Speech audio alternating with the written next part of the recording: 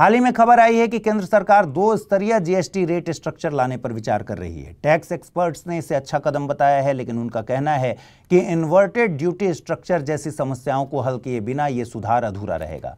आइए समझते हैं इन्वर्टेड ड्यूटी स्ट्रक्चर क्या होता है। देखिए, जीएसटी में इन्वर्टेड ड्यूटी स्ट्रक्चर तब होता है जब कच्चे माल पर टैक्स ज्यादा हो और तैयार माल पर टैक्स कम हो।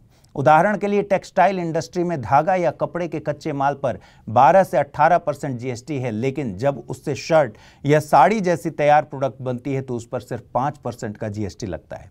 अब समस्या कहां से शुरू होती है? मान लीजिए कोई कंपनी कपड़ा बनाने का काम करती है। धागा और रंग खरीदते समय कंपनी ने 12 से 18% जीएसटी दे दिया, लेकिन जब वही कपड़ा बेचती है तो उस पर सिर्फ 5% का जीएसटी लगता है। दिक्कत क्या है? कंपनी को सरकार से इनपुट टैक्स क्रेडिट आईटीसी मिलना चाहिए, यानी जितना टैक्स पहले दे चुकी है उतना आगे घटा सके, लेकिन यहां उल्टा हो गया।